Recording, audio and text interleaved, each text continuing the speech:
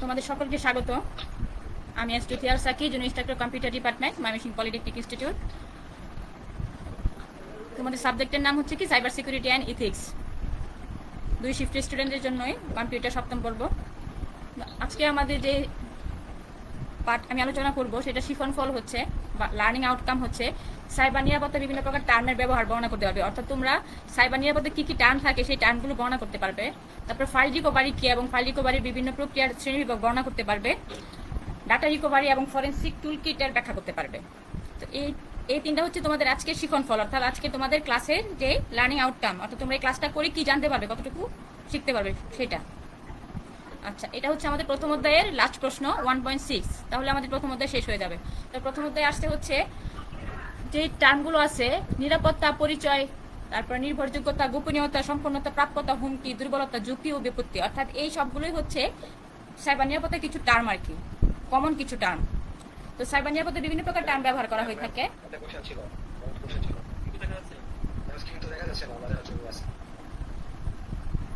ও জুমে যারা আছে তারা স্ক্রিন দেখতে পাচ্ছ না। আচ্ছা, কাউকে দেখো তো ফেসবুকে লাইভে দেখা যাচ্ছে কিনা, কাউকে বলো একজন আউট হয়ে তারপর আবার ইন করে দেখা যাচ্ছে কিনা ফেসবুকে। ফেসবুক হ্যাঁ, ও আচ্ছা, তার মানে তো তার মানে জুমের মাধ্যমে ই করতে পারতেছি না। ঠিক আছে, আচ্ছা আচ্ছা ঠিক আছে, তাহলে সেটা করতে পারো। আচ্ছা, এখন সাইবার নিরাপত্তা বিভিন্ন প্রকার টার্মের ব্যবহার নিম্নে কিছু কমন টার্ম উল্লেখ করা হলো। প্রথমে যেটা নিরাপত্তাটা আসছে, এই নিরাপত্তা কিন্তু আমাদের জীবনের নিরাপত্তাও আছে, অন্য এটা হচ্ছে অন্য নিরাপত্তা। আমরা কম্পিউটারের ক্ষেত্রে যেহেতু সাইবার সিকিউরিটি মানে আমাদের কম্পিউটারের সাথে রিলেটেড, এই জন্য আমরা এই নিরাপত্তা বলতে মূলত সাইবার নিরাপত্তাকে বোঝাই, যেখানে সব ধরনের তথ্য প্রযুক্তি নির্ভর ডিভাইসের নিরাপদ ব্যবহার, তথ্যকে চুরির হাত থেকে রক্ষা, বিভিন্ন ধরনের মালওয়্যার থেকে নিরাপদ থাকা ইত্যাদি নিরাপত্তা বোঝায়। অর্থাৎ এই সাইবার সিকিউরিটি যেটা, সেটাই হচ্ছে আমাদের এখানকার নিরাপত্তাটা আর কি। তারপর আসো পরিচয়। সাইবার নিরাপত্তার বিভিন্ন প্রকার পরিচয় বা আইডেন্টিটি রয়েছে, যেমন পরিচয় চুরি দেওয়া, পরিচয়ের যে প্রতারণা দেয়, তারপরে পরিচয় ক্লোনিং করে, এগুলো হচ্ছে সাইবার নিরাপত্তার একটা টার্ম পরিচয়। তারপর আছে হচ্ছে নির্ভরযোগ্যতা। পরিচয় বা কোনো এন্টিটি ব্যবহারকারীর বা তোমার প্রক্রিয়া বা ডিভাইস যে থাকে এর অন্যান্য গুণাবলী যাচাই করার প্রক্রিয়াকে নির্ভরযোগ্যতা বলা হয়ে থাকে। তারপর হচ্ছে গোপনীয়তা। সংবেদনশীল যে কোনো তথ্য শুধুমাত্র একটি সীমিত সংখ্যক মানুষের সাথে ভাগ করাকে সাইবার নিরাপত্তার ভাষায় গোপনীয়তা বলা হয়। সবার সাথে সবকিছু শেয়ার করা যাবে না, মানে কিছু সংখ্যক লোকের সাথে আর কি যে জিনিসগুলো আমরা শেয়ার করি হচ্ছে গোপনীয়তা। তারপর সম্পূর্ণতা হচ্ছে সকল তথ্য পরিবর্তন করে রাখা। আমরা এই সম্পূর্ণতাটা এগুলো আমরা প্র্যাকটিক্যালিও দেখবো যে আমাদের তথ্যগুলো আমরা কিভাবে আর কি পরিবর্তন করে রাখবো। তারপর হচ্ছে প্রাপ্যতা। প্রাপ্যতা প্রায় সম্পূর্ণতা সম্পর্কিতই, তবে সাইবার আক্রমণের সাথে জড়িত লোকেরা নির্দিষ্ট কম্পিউটারগুলো অ্যাক্সেস করা বা নেট অ্যাক্সেস করতে বাধা দিতে পারে। প্রাপ্যতার ক্ষেত্রে এটা হচ্ছে প্রাপ্যতাটা সম্পূর্ণতা প্রায় একই থাকে, যাতে করে তোমার সবাই অ্যাক্সেস করতে না পারে, যাতে অ্যাক্সেস করতে গেলে বাধা দিতে পারে, সেই জন্য আর কি ওই প্রাপ্যতাটাও সাইবার নিরাপত্তার অন্তর্ভুক্ত। তারপর হুমকি বা থ্রেট। তাহলে হুমকি এমন একটা পরিস্থিতি বা ঘটনা যা দুর্বলতাকে কাজে লাগিয়ে সাংগঠনিক ক্রিয়াকলাপ, সম্পদ, ব্যক্তি, অন্যান্য সংগঠন বা সমাজকে প্রতিকূলভাবে প্রভাবিত করে। হুমকি যে থ্রেটগুলো থাকে সেই থ্রেটগুলোর মধ্যে আমাদের কি কি করে আর কি, আমাদের কার্যকলাপ, আমাদের যে সম্পদ, অনেক বিষয়কে আর কি বিষয়গুলো হুমকির মধ্যে পড়ে। তারপর আছে হচ্ছে দুর্বলতা। দুর্বলতা একটা সিস্টেমের এক প্রকার ত্রুটি যা সাইবার আক্রমণ করার জন্য সহায়ক হয়ে থাকে। তারপর আসলে হচ্ছে ঝুঁকি আর বিপত্তি। এটাই হচ্ছে আমাদের শেষ একটা টার্ম। একটি ঘটনা সম্ভাব্য পরিণতিতে নেতৃত্ব দেওয়ার সম্ভাবনাই হলো ঝুঁকি। তাহলে সাইবার নিরাপত্তা আমাদের যেই টার্মগুলো ছিল আর কি, এই টার্মগুলোর মধ্যে তোমার 3টা টার্মকে নিয়ে আবার তোমার সাইবার নীতি মধ্যেও পড়ে। সাইবার নিরাপত্তা 3টা নীতি ব্যাখ্যা করো, এটা আসতে পারে। তাহলে এই প্রশ্নটা কিন্তু তোমার এই যে কিছু টার্ম আছে এই টার্মের মধ্যেই আছে। সেই 3টা কি কি, যে গোপনীয়তাটা, কনফিডেন্সিয়ালিটি, তারপরে সম্পূর্ণতা, ইন্টিগ্রিটি, আর একটা হচ্ছে প্রাপ্যতা, অ্যাভেলেবিলিটি। হ্যাঁ, এই 3টার ব্যাখ্যা করলেই তোমার কি সাইবার নিরাপত্তার 3টা নীতি ব্যাখ্যা হয়ে যায়। এটা কিন্তু ওই টার্মের মধ্যেও আছে, আবার আলাদাভাবে সাইবার নিরাপত্তার 3টা নীতি ব্যাখ্যা করো, এটাও আছে। তো আমাদের প্রথম অধ্যায় শেষ। প্রথম অধ্যায়ে তোমার 6টা প্রশ্ন ছিল। তো আমাদের এই সাবজেক্টের মোট 6টা অধ্যায় আছে। তো আমাদের পরীক্ষা মিড টার্ম হওয়ার কথা আর কি সেপ্টেম্বরে, তার মানে আমাদের 3 অধ্যায় পর্যন্ত আপাততই করতে হবে আমাদের, পরে তো আমরা যদি পারি আমরা এগিয়ে যাবো আরও। তো এখন দ্বিতীয় অধ্যায় আসি। দ্বিতীয় অধ্যায় কি, ফাইল রিকভারি। ফাইল রিকভারি কি আমরা জানি, যেহেতু আমরা কম্পিউটারে সপ্তম পর্বে আমরা সকলেই জানি ফাইল রিকভারি। অলরেডি তোমরা হয়তো অনেকে এরকম ফাইল এর মধ্যে পড়ছো। যে ফাইল রিকভারি কেন করি আমরা বা কখন ফাইল রিকভারি করতে হয়। যদি সিস্টেম থেকে কোনো ফাইল লস হয়ে যায়, তো এই ফাইলটা লস কিভাবে হতে পারে, যেমন ভুলবশত ডাটা ডিলিট হয়ে যেতে পারে, বা হার্ড ড্রাইভ বা সফটওয়্যারে কোনো ত্রুটি থাকলে হতে পারে। আমাদের অনেক সময় হার্ড ড্রাইভ ক্র্যাশ করে, তাই না? সেই জন্য আমাদের বা ফরম্যাট হয়ে যায়, এই জন্য আর কি যে ফাইলটাকে আমাদের আবার রিকভারি করতে হয়। রিকভারি করার মানে হচ্ছে পুনরুদ্ধার। সেই ফাইলটাকে পুনরুদ্ধার করার প্রক্রিয়াটাকেই বলা হয়ে থাকে ফাইল রিকভারি। তো ফাইল রিকভারি করার জন্য বিভিন্ন প্রক্রিয়া আছে, ফাইল রিকভারি বিভিন্ন উপায় সম্পন্ন করা হয়। তো ফাইল রিকভারি প্রক্রিয়া মূলত নির্ভর করে ফাইল হারানো বা লসের ধরনের উপর।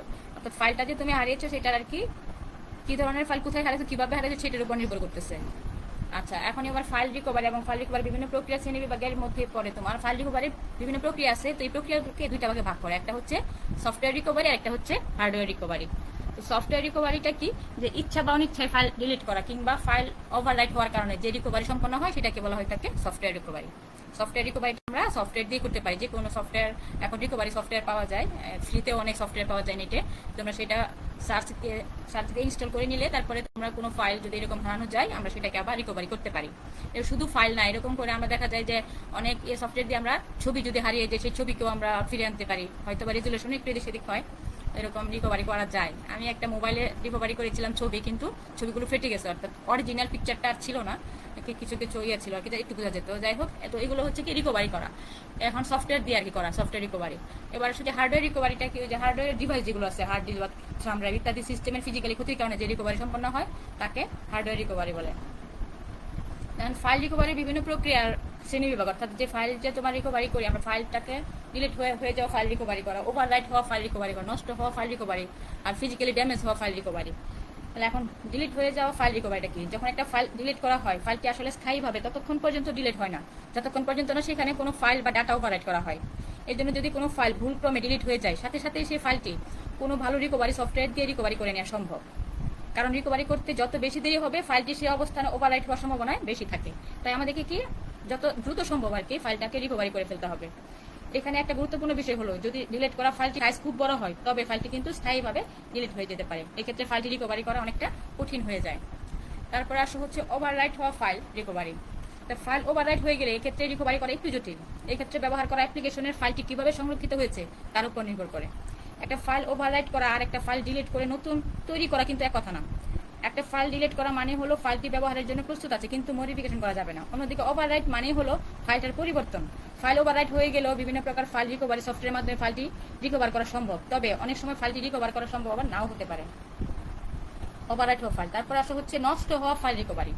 তো এই নষ্ট হওয়া ফাইল রিকভারিটা আমরা কি করি, যদি হার্ড ডিস্কের কোনো ড্রাইভ নষ্ট হয়ে যায় কিংবা ফাইল ফরম্যাট হয়ে যায়, তবে ফাইলটি ফিরে পাওয়ার ক্ষেত্রে নির্ভর করে ফাইলটি কতটা ক্ষতিগ্রস্ত হয়েছে তার উপর। যদি ফাইল রিকভারি সফটওয়্যার ক্ষতিগ্রস্ত ফাইলটি থেকে যথেষ্ট তথ্য উদ্ধার করতে সক্ষম হয় তবে ধ্বংস হওয়া ফাইলটি ব্যবহারের যোগ্য হতে পারে। তারপরেও ফাইল রিকভারি সফটওয়্যার আগের ফাইলটি অর্থাৎ ধ্বংস হওয়ার আগের ভার্সনটি খোঁজার চেষ্টা করে এবং যদি খুঁজে পায় তখন পার্টিশন টেবিল ঠিক করে ফাইল রিকভারি করা সম্ভব হয়। তারপর আসলে ফিজিক্যালি ড্যামেজ হওয়া ফাইল রিকভারি। ফিজিক্যালি ড্যামেজ হওয়া মানে ডিলিট হওয়া বা ফরম্যাটিং বা করাপ্টেড ফাইল রিকভার করা আর সম্পূর্ণ ফিজিক্যালি ধ্বংস হওয়া হার্ড ড্রাইভ থেকে ফাইল রিকভারি করা কিন্তু এক না। কারণ যখন হার্ড ড্রাইভটাই নষ্ট হয়ে যায় সেক্ষেত্রে ফাইল রিকভারি করার এমনি তোমার করাপ্টেড ফাইল রিকভারি করা এক হবে না। এই অবস্থায় সাধারণ ডাটা রিকভারি সফটওয়্যার বা টেকনিক্যাল জ্ঞান তেমন কোনো কাজে লাগবে না। ফিজিক্যালি ড্যামেজ থেকে ফাইল রিকভার করার সবচেয়ে উত্তম পন্থা হবে ড্রাইভটি কোনো রিকভারি বিশেষজ্ঞ, কারণ এখন তোমার অনেক আছে আলাদাভাবেই এই রিকভারি বিশেষজ্ঞ বা রিকভারি প্রতিষ্ঠান থাকে যেখান থেকে রিকভারি করে নেওয়া যায়। তো অনেকভাবে একটা সিস্টেম ফিজিক্যালি ড্যামেজ হতে পারে। অনেক সময় শুধু হয়তো ড্রাইভটির কন্ট্রোলার বোর্ড বা হেড ড্যামেজ হয়। এই অবস্থায় এগুলোকে পরিবর্তন করে ড্রাইভটি রিপেয়ার করা যেতে পারে, কিন্তু এই পরিবর্তনগুলো করাতে বা যে কোনো গুরুতর মেসেজ থেকে ড্রাইভটি সরাতে অবশ্যই বিশেষজ্ঞের সাহায্য নেওয়া প্রয়োজন।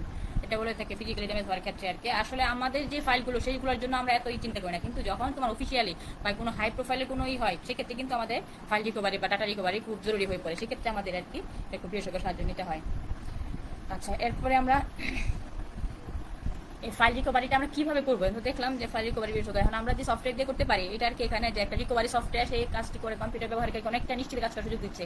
তো এই সফটওয়্যারের কাজ হচ্ছে ডিলিট হয়ে যাওয়া ফাইলটা পুনরুদ্ধার করা। তো এই ধরনের রিকভারি সফটওয়্যার অনেক রয়েছে, তবে এখন বিনা পয়সা এবং আকারে ছোট, হ্যাঁ, এরকম একটা সফটওয়্যার আর কি আমি তোমাদের জন্য এখানে দেখাচ্ছি, সেটা হচ্ছে রিকিউভা। এই চমৎকার সফটওয়্যার দিয়ে খুব সহজেই কম্পিউটারের ফাইল কি রিকভার করা যায়।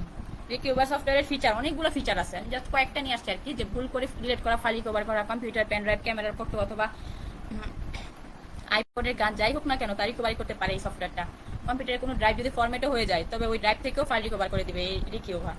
ইমেলও রিকভার করে রিকিউভা। মাইক্রোসফট আউটলুক, মোজিলা থান্ডারবার্ড অথবা উইন্ডোজ লাইভের মেলগুলো রিকভার করতে পারে এটা। হ্যাঁ, এটা হচ্ছে তোমার রিকিউভা ইয়ার সফটওয়্যারের আর কি ফিচারগুলো। তো এই রিকিউভা ইয়ারটা আর কি জাস্ট আউটলুকটা কেমন হবে সেটার জন্য আমি নিয়ে আসলাম। কি কিছু বলছো? তোমরা এই সফটওয়্যারটা গুগলে সার্চ দিয়ে ডাউনলোড করে ইনস্টল করে নিতে পারো।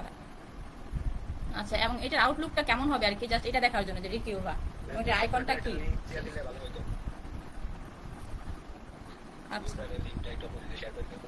আচ্ছা আচ্ছা, ঠিক আছে, আমি এটার লিঙ্কটা দিয়ে দিব।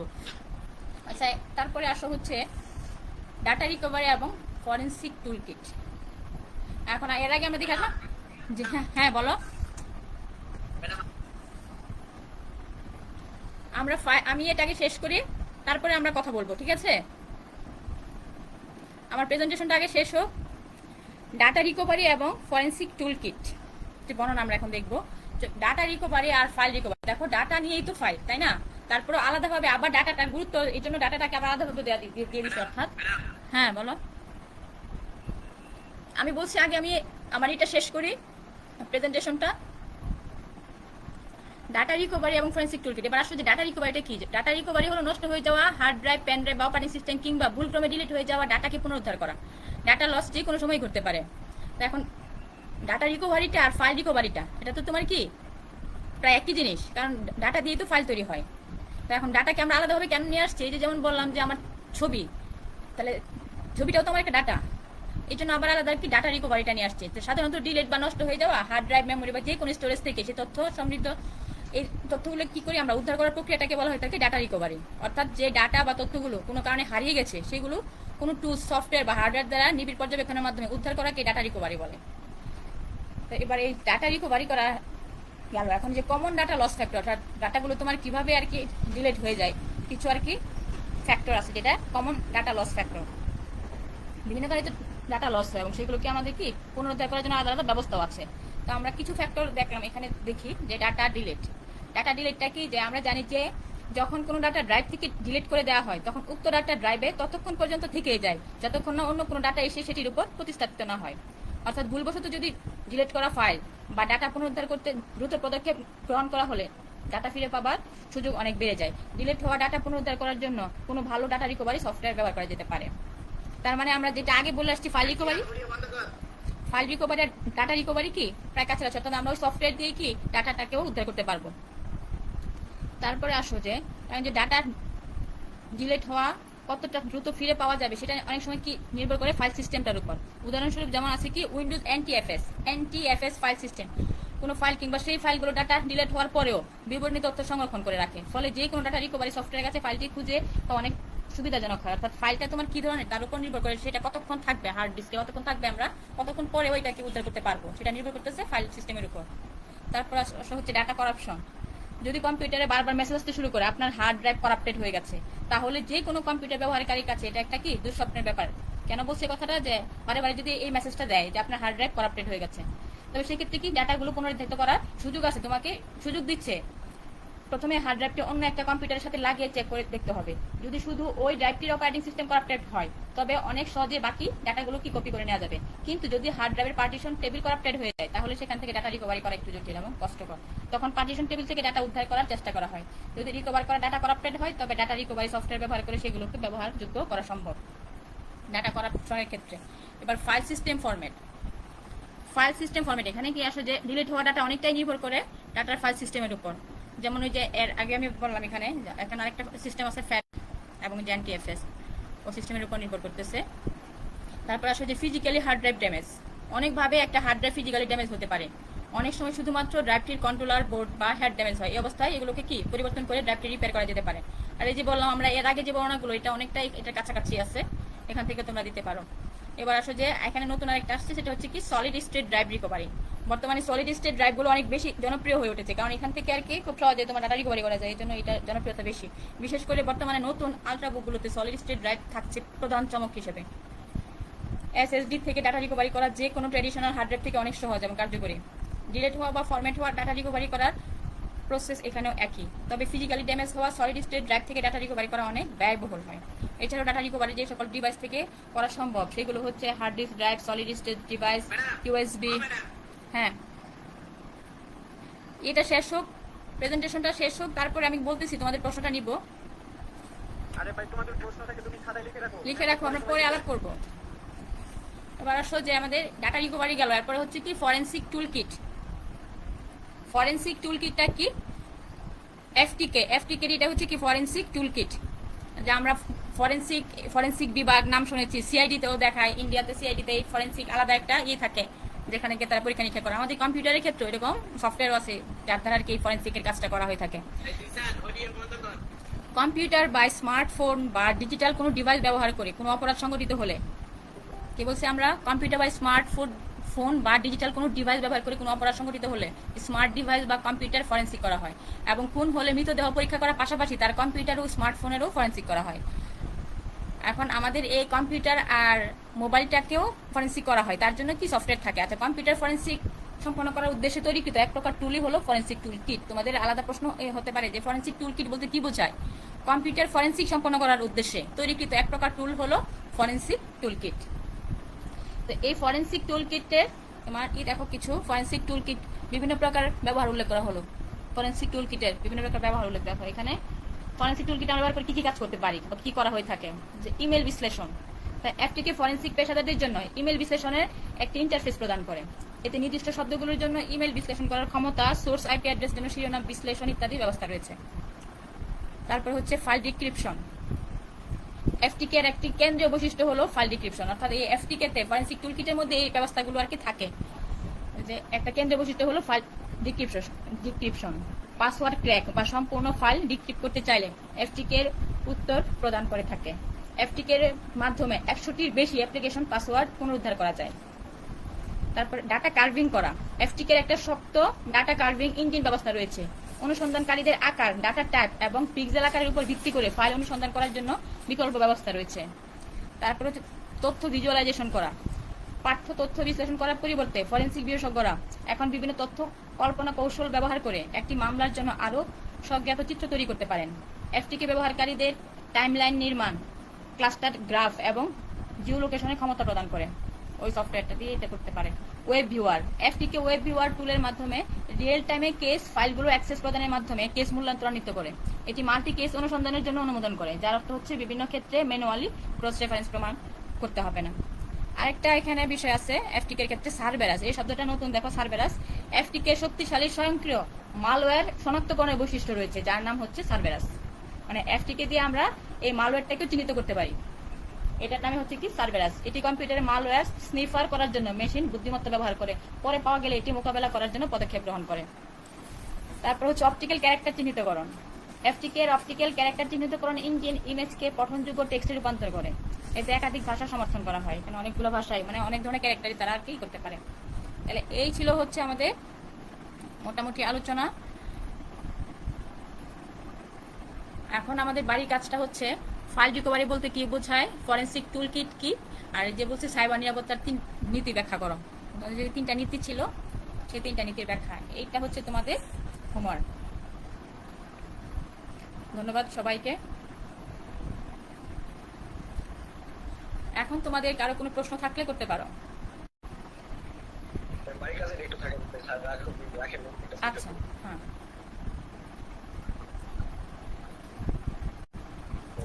আগামীকাল তোমাদের সকালে ক্লাস আছে 9:30টায়, সেই ক্লাসটা তখনও আমার পরীক্ষার ডিউটি। আগামীকালকের ক্লাসটা, সেই জন্য আমরা আগামীকালকের ক্লাসটাও নিয়ে যাব, চেঞ্জ করব। এখন ডিউটি থাকে 12টা পর্যন্ত, 10টা থেকে 12টা। আচ্ছা ঠিক আছে, তাহলে 4টায় দিব। তাহলে কালকে 4টায়। হ্যাঁ হ্যাঁ ঠিক আছে, এটা সবাইকে বলে দিও। কালকে হবে ই কমার্স, কারণ এটা তো সপ্তাহে একদিন। আমরা দ্বিতীয় অধ্যায়ে চলে আসছি, দ্বিতীয় অধ্যায়ের মনে হয় 2টা প্রশ্ন, তার মানে আমরা 3টা অধ্যায় আগে শেষ করি, মিড টার্ম, তারপর আমরা এগিয়ে যাবো আর কি। যে আপাতত মিড টার্ম পর্যন্ত আমরা শেষ করি, তৃতীয় অধ্যায় পর্যন্ত। আমাদের দ্বিতীয় অধ্যায় আছে, আমরা দ্বিতীয় অধ্যায় আর এক এই হইলে হয়তো শেষ হয়ে যাবে। 5টা প্রশ্ন দ্বিতীয় অধ্যায়। ঠিক আছে, এটা আমি আগে ক্লোজ করি। হ্যাঁ, এখন তোমাদের কোনো প্রশ্ন থাকলে এবার বলো। আমি লাইভ ক্লাসটা